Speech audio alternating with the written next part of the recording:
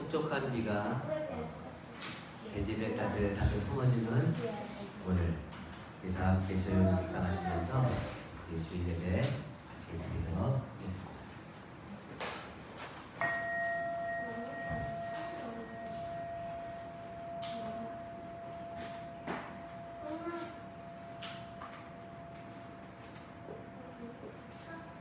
희망 엽서. 희망한다는 것은 바로 저거야. 가시 속에서도 꽃을 피우고 마는 작은 화분 속의 선인장을 들여다보려. 희망한다는 것은 참고 오래오래 기다리는 것이야.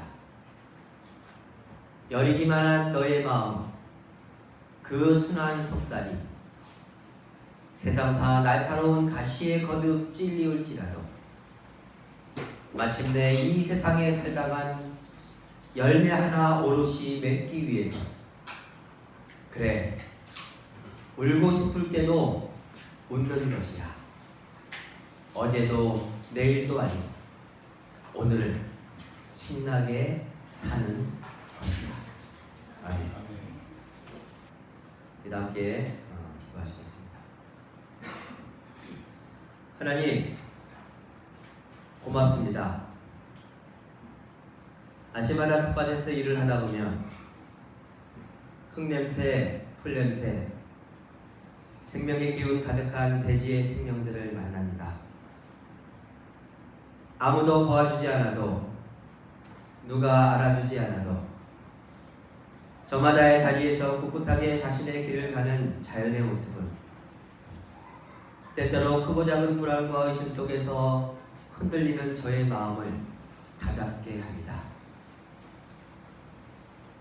너는 왜 이렇게 작냐고, 왜 열매가 그만큼이냐고 누구도 누구에게 뭐라 하지 않고, 심지어 자기 스스로도 탓하지 않고 그저 있는 그대로를 품으며 함께 살아가는 자연은 정말이지 닮고 싶은 대동세상입니다. 평생을 살아도 있는 자리를 오염시키지 않고, 열매를 고집하지 않고, 스스로 쌓아두지 않으며 아무 쓸모없어 보이는 들풀들에게조차도 자리 한켠을 내주는 자연처럼 겸손하고 소박하며 자족하게 하옵소서. 아멘. 하나님 고맙습니다. 서로 몰랐던 저희들이지만 당신의 사랑 안에서 만나 한 몸 한 사랑 이루며 살아가게 하시기에 감사합니다. 때때로 불의한 현실 앞에선 이건 아닌데, 이건 아닌데 마음 졸이며 안타까워하며 뭔가를 하지 않으면 안 될 것만 같은 마음으로 좀 더 나은 삶을 위해 말만 앞서는 게 아니라 행동하고 기도하고 사랑하는 일에 온 힘을 다하는 신앙의 동지들을 주심에 고맙습니다. 우리는 참 다릅니다. 성격도 다양하고 기질도 다양하고 말하는 법도 느끼는 법도 자신을 표현하는 법도 참 다릅니다. 서로의 다름을 차별하지 않고 서로의 결에 따라 있는 그대로 존중하면서 따뜻한 시선으로 품어가려고 하는 그 마음을 우리는 이 공동체 안에서 느낍니다. 나이나 삶의 처지에 안주하지 않고 함께 쓰고 노력하는 모습은 서로를 더 큰 세상으로 나아가게 하는 힘이기도 합니다. 하나님, 이 또한 감사합니다. 때로는 생과 사의 갈림길에서, 때로는 사랑하는 이들의 통증 속에서, 때로는 자기 한계와 자기 절망 속에서, 때로는 고집과 아집에 갇혀있는 자기 자신 안에서, 때로는 예기치 않은 질병과 이유를 알 수 없는 고난 가운데서 우리는 때때로 위기에 처하고 고통 한가운데를 살아갑니다. 그때마다 홀로 두지 않으시고 함께 위로하고 격려하며 따뜻하게 손잡아 살아갈 수 있게 하시니 이 또한 감사합니다. 예배를 위해서 그리고 공동체 밥상을 위해서 자라나는 세대를 양육하기 위해 공동체적인 삶을 통해 역사하시는 하나님 나라의 신비를 위해 온 힘을 기울여 애쓰고 수고하는 손길들을 통해 우리는 날마다 일신우일신하며 살아갑니다. 오늘도 영육간에 따순 밥 먹고 힘내 삶을 야마라시키는 폭력과 맞서며 생명을 품고 자연을 품고 이 땅에 고난받는 이들과 함께 저마다 일상에서 대동세상 일구어가는 귀한 예수님의 사람들, 자랑스러운 동력인들이 될 수 있도록 인도해 주옵소서. 늘 우리보다 앞서가셔서 길이 되시고 스승이 되시고 너른 품이 되어주시는 우리 주 예수 그리스도의 이름으로 기도합니다. 아멘. 한 주간 동안 잘 지내셨어요? 예. 반갑습니다. 세라이 지사님, 이필 지사님, 최은 지사님, 전민재 지사님. 어제 두 분 바닷가 가셨던데 영종도예요? 노량. 예? 진짜? 그래요? 완전히 좋아 보였어요. 부산 같았어. 네? 부산 같았어. 이인선 집사님도 어제 계곡 가셨는데 성추계. 성추계곡이 비가 와서 그런지 물이 꽉 찼더라고요. 근데 오늘 계곡에 혹시라도 놀러 가시는 분이 있으면 전화해서 조심시키십시오. 상류는 괜찮은데 하류는 위험할 수 있어요. 비가 전혀 안 와도 갑자기 물이 끌어날 수 있습니다. 평균지 하는지 어떻게 알아요, 그거? 대충 알죠. 그래? 이혜진 집사님 오늘 일찍 오셔서 함께 찬양을 보내주셨어요. 그래서 전 집사님 잘 지내셨어요? 네, 제가 지난주에 벌써 넘어갔네요. 이게 뭐냐면요, 토굴이에요, 토굴. 토굴. 야, 세상에 이 작품 만들려면 얼마나 걸렸을까요? 이 굴이에요, 굴. 굴을 파한 거예요. 굴을 조각한 거예요. 이건 뭐야? 이것도 굴을 조각. 해골도 있고요. 그리고 막 뿌리가 있기도 하고. 저기 연꽃이. 이것도 공간이 작지 않은 공간을 이렇게 굴처럼 파서 토굴이에요. 저기 그 미륵 부처님도 계세요. 도룡룡인가요? 가오가. 자, 그때 토굴인데 이게 500평을 봤대요. 500평. 한번 가보고 싶어요. 장흥, 전라남도 장흥, 전라남도. 장흥의 전이. 여기 장흥이 아니고. 네? 우리나라. 강대철이라고 하는 조각가가 만든 작품입니다. 이분인데요. 이것도 그 토굴 안에 있는 거예요. 마치 무슨 그 유럽에 있는 성당 안에 들어가는 느낌이죠. 이것도 부처님상이고요. 이분이 그 강대철이라고 하는 작가신데 지금 70대 후반이에요. 이분이요, 세상에 지금 70대 후반이니까 1945년생이신가? 한 45년생이신가? 그런가요? 70대 초반이요? 네, 70대 후반. 후반. 45년생. 4월 4살 이분이 홍대 나오신 분이신데 우연찮게 알게 됐는데 홍대 나오자마자 그 1978년에 중앙미술대전에서 여기 보시면 맨 왼쪽에 있는 작품입니다.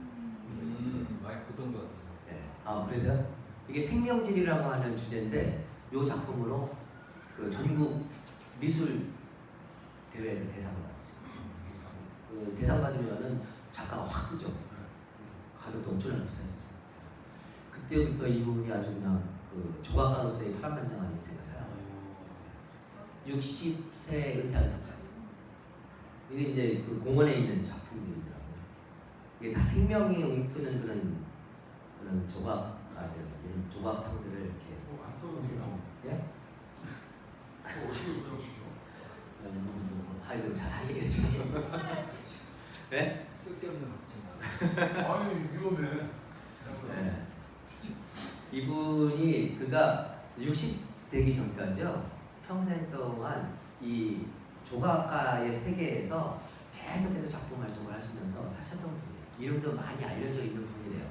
저는 예술계 같은 게 잘 몰라서 강대철이라고 하는 분이신데 이분이 나중에는 뭐 페루, 리마 국제 조각 심포지엄에서 최고 작가상을 받기도 하고 이러면서 이제 한국뿐만 아니라 국제적으로 이름이 굉장히 많이 알리는 그런 사람이라고. 60대 어느 순간인가 이분이 마지막 작품을 뭐를 하냐면 성철 스님의 그 스님 얼굴을 조각해요. 그러니까 그 어간에 이분이 원불교에 빠지신 거예요. 아 선불교, 원불교가 아니라 선불교에 빠지신 거예요. 그러시면서 이제 성철 스님의 그 얼굴을 조각하시게 되는데 그 이후로 이 조각가의 세계에서 사라집니다. 예술 세계에서 이분이 완전히 사라집니다. 그리고는 17년 만에, 그러니까 60세에 사라지셔서 17년 만에 다시 해성과 같이 등장을 하시는 거예요. 장우의 네, 이분이 그러니까 한 10년 동안은 몰라요, 모르겠어요. 선불교에 빠지시면서 자기 스스로 뭔가 삶을 이제는 막 쏟아내는 것보다는 뭔가 안으로 깊어지는 수행의 삶을 살아야겠다라고 하는 그런 생각을 하시면서 10년 동안의 자취는 몰라요. 그러다가 지금으로부터 한 6, 7년 전에 이 전라남도 장흥 쪽에 사자산이래요. 그 기슭에서 이제 동료들하고 한 10평 정도의 조그만한 그냥 굴과 같은 무슨 이게 마실밥?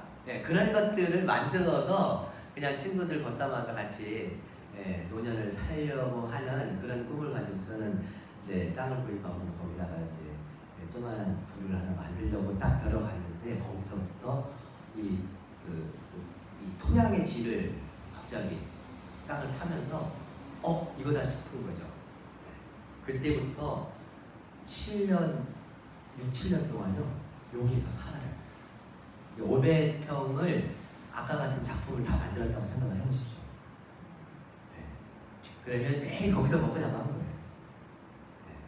그러면서 거기에 아주 기가 막힌 이런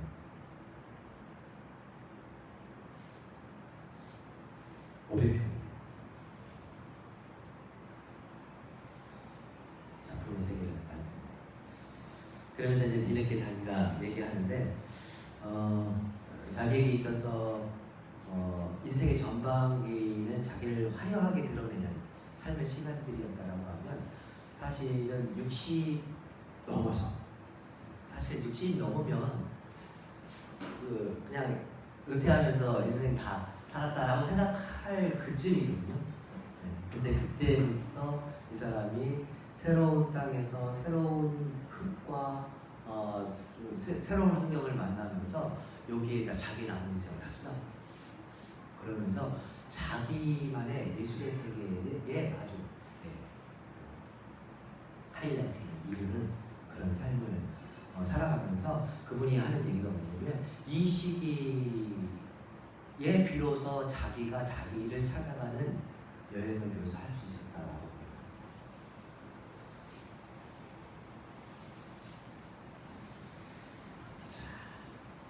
어느 날 이분이 쓴 시가 있거든요.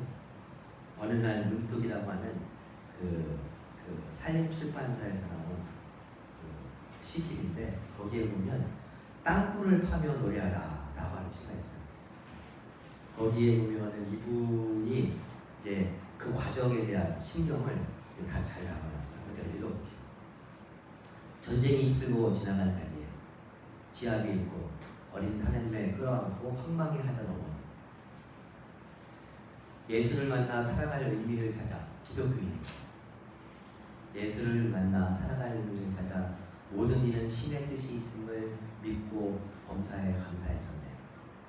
세월이 흘러 내 의식이 훌쩍 커버린 어느 날 교회 안에는 진짜 예수는 없고 교리와 떠도는 말들만 가득 차 있다는 것을 알게 되지.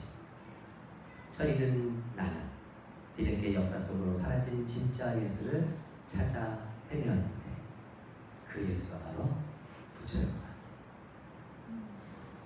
자기 인생 실험한다고 목숨 걸고 월남 전쟁판 뛰어들어 다시 한번 홀어미 가슴에 대못을 박아놓았고 뒤늦게 대학을 다니며 예수의 길을 가며 진리를 찾겠다더니 세상 사람 보기에 어엿한 예술가 되었는데 그 길도 아니라며 방황을 하며 온갖 잡질 서슴지 않았으니 인생 조용히 마무리하겠다고 찾아온 것이 남도 땅 끝자락 사자산 기슭 참새미터에 둥지 틀고 앉았네요.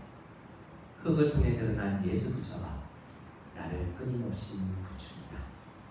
뚫어라 뚫어라 뚫어라. 남들은 다 인생이 끝났다라고 생각하는 그 지점에서 이 사람은 새로운 인생을 살아가. 그것도 자그마치 10여 년 동안. 10여 년 동안이면 적은 세기 시간이 아닙니다. 굉장한 시간이거든요. 이 사람이 자신을 찾아가는 여행의 화두가 뭐냐면 이분은 기독교인이에요. 그래서 자기는 자기 인생을 살아가면서 정말 예수님을 만나고 싶어요.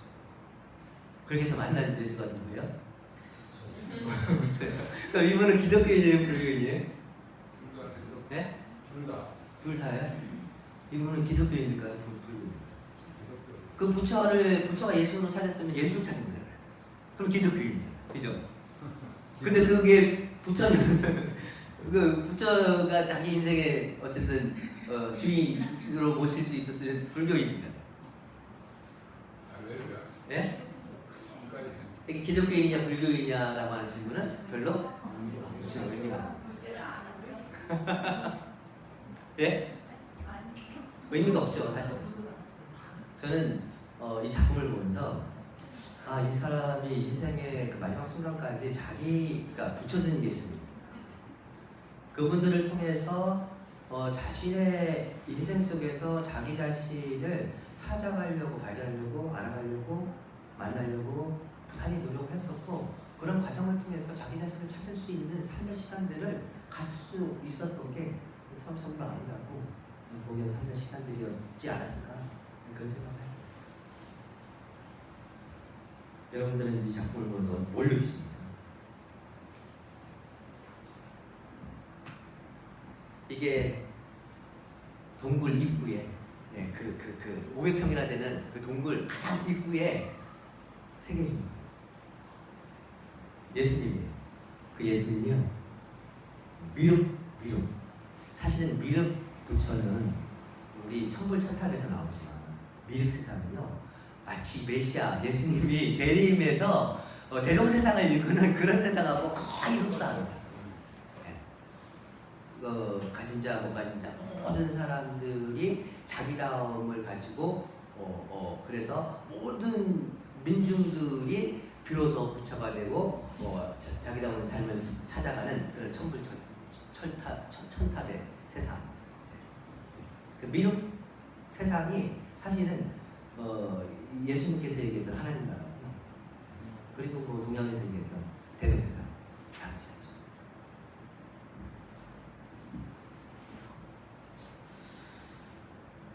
삶의 어느 때든지 나이 상관없이 어쨌든 자기 열정을 다해서 이런 삶을 살아낼 수 있는 용기가 참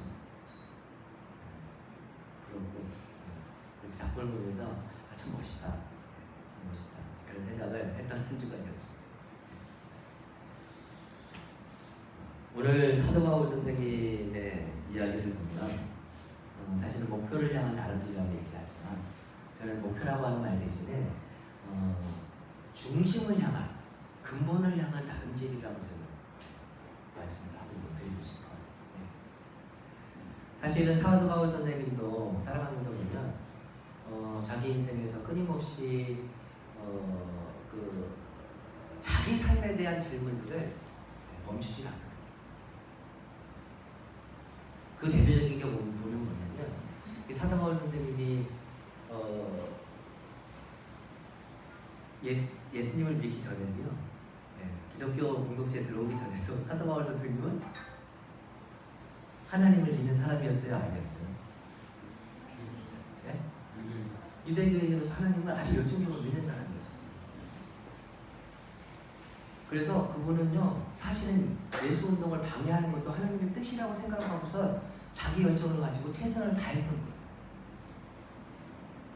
그 얘기는 뭐냐면 그분이 그 스데반이라고 하는 집사가 돌에 맞아서 유대인들에 의해서 돌에 맞아서 죽는 그 현장에 보면 그 사도 바울 선생님이 있었다고 나와요. 성경에. 자기는 자신의 인생에서 발견한 하나님을 철저하게 신앙하고 믿는다라고 생각을 하고 그렇게 열심을 다해서 최선을 다해서 사는 건 뿐이에요. 그런데 내 앞에서 죽어가고 있는 저 사람은 나는 하나님을 믿는다라고 하는 그 삶의 이유와 삶의 신앙 때문에 지금 내 눈앞에 있는 사람을 죽여가고 있는데 돌을 던져가고서는 죽이는데 한 몫을 감당하고 있는데 저기 내 돌에 맞아서 죽어가고 있는 저 사람은 이렇게 빙그레 웃으면서 하나님 저 사람들이 몰려서 하는 거니까 저 사람들의 죄를 저 사람들이 돌리지 말고 돌리지 마십시오 하고선 그러면서 성경에 보면 환하게 웃으면서 천사의 얼굴을 하면서 죽어간다.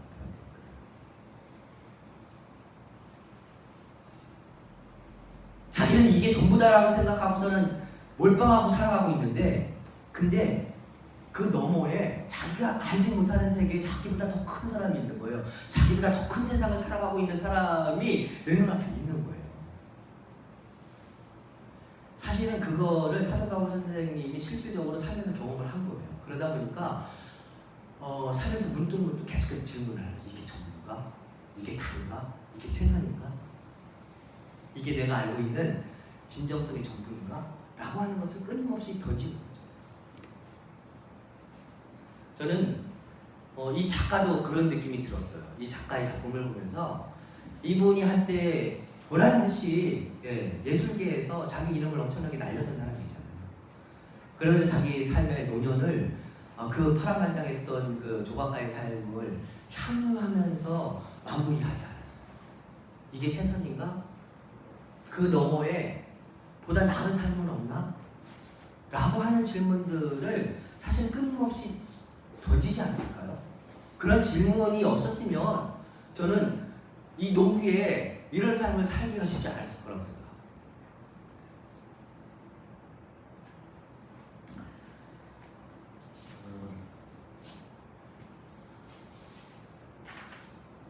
사랑사안의 협상 과정에서도요 그런 일이 좀 있었습니다. 제가 부시장을 2번 만났는데요. 2번 만나고 존경하게 됐습니다. 왜냐면 어쨌든 부시장이 보니까 보낸 문자를 다 읽어요. 사람들이 보낸 문자를 하나도 빼놓지 않고 다 읽고 거기에 대해서 응답을 해주시더라고요. 일단 자기가 맡은 일에 대해서 진정성 있게 그리고 부시장과의 만남이 그 3번 이루어졌는데 그 이루어지는 과정에서 보면 그분의 의식이 계속 달라져요. 계속 달라져요. 그러니까 이쪽에서 얘기하는 담론들이 그분 안에 실질적으로 들어가게 되고요. 그러면서 그분이 이 사안을 정확하게 인식을 하기 시작을 합니다. 그런데 그 와중에서도 이제 삼척동작도 다 알죠. 이 상황을 뻔히 놓고 보면 정수장 옆에 300m가 안 되는 거기에 농약 골프장. 사실은 해외 골프장 같은 경우는 상관이 없는데 우리나라 골프장은 상당히 어쨌든 환경 문제에 있어서는 굉장히 안 좋거든요. 다 알아요. 그분들 다 알아요. 그래서 지금의 문제가 뭔지를 분명하게 다 알아요. 근데 그분이요 마지막까지 뭘 고민하는지 아세요? 3번째 만나면서 그 얘기를 솔직하게 얘기를 하시는데 마지막에 무슨 고민을 하시냐면 어떻게든 소송에 휘말리면 안 된다는 거예요. 소송에 휘말리게 되면 결국은 이 일의 책임자였던 그 공무원 2명 그분들이 결국은 어떤 일을 당하게 되냐면 결국은 매 해마다 진급 심사를 하는데 그 진급 심사에서 빠질 수밖에 없고 그러면 본의 아니게 자기 그 위치에서 최선을 다했던 그 사람들에게 피해를 줄 수 있다라고 하는 부분에 대해서 자기 그 부시장이 그 부분을 마지막까지 고민을 하면서 어떻게 하면 그 사람들에게 피해를 주지 않으면서도 모두가 원하는 윈윈할 수 있는 선택을 할 수 있을까를 끝까지 고민을 하시죠. 그리고 마지막에 나온 결론은요. 사실은 그 공익성이라든가 여러 가지 이유가 있을 수 있는데 결국은 사업자의 무능으로서 모든 것들이 결론되어지면서 더 이상 소송을 할 수 없게끔 만들었어요. 승인을 해주지 못하는 이유, 이게 직권 처리를 하는 게 아니라 승인을 해주지 못하는 이유에 대해서 나름대로 모두를 살릴 수 있는 삶의 방식대로 그 이유들을 만들어서 그렇게 해내는 걸 보면서 이분이 마지막까지도 뭔가 자기 고민을 놓치지 않았구나. 그리고 자기 고민을 놓치지 않는 과정 속에서 뭔가 조금 더 그 자기 주변에 그 관계되어 있는 모든 사람들을 살리려고 꽤 애를 썼구나라고 하는 것들이 마지막에 느껴지죠.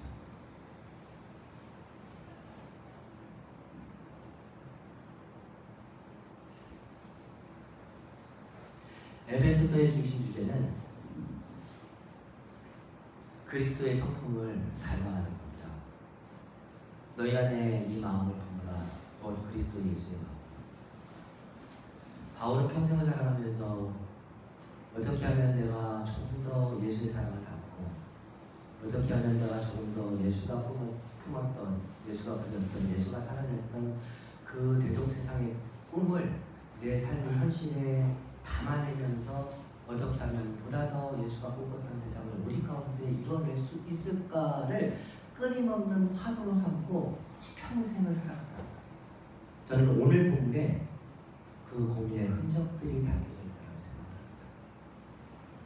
그런 의미에서 바울은 어떤 대존재가 아니라 끊임없이 자기가 스스로 되어가는 존재로서의 삶에 끊임없이 자기 자신을 노출시키면서 살아갈 수 있었다라고 하는 것입니다. 만약에 강대철이라고 하는 이 화가가 생애 어느 때 이제 살 만큼 살았으니 하면서 안주했다라는, 그래서 자기 삶에 있어서 자기 질문을 멈췄다라는, 그의 인생의 후반기에 예기치 않은 이런 삶은 어쩌면 살아낼 수 없었을지 않을까.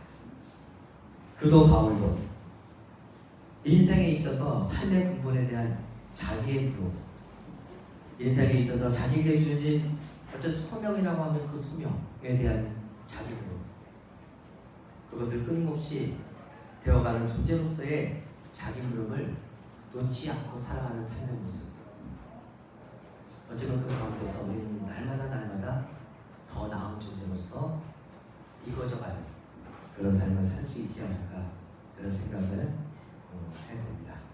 그런 의미에서 어쩌면 산다라고 하는 것은, 살아있다라고 하는 것은 어쩌면 산다는 것에 대한 물음을 포기하지 않는 것일지도 모르겠다라고 하는 그런 생각을 한 주간 동안 해본 시간들이었습니다. 무더운 여름 장맛빛 속에서도 되어가는 존재로서의 자기 물음 속에서 생을 향한 삶의 숨소리가 옅어지지 않는 저와 여러분 되시기를 주님의 이름으로 기원합니다. 주신 말씀 생각하시면서 잠시 침묵하도록 하겠습니다.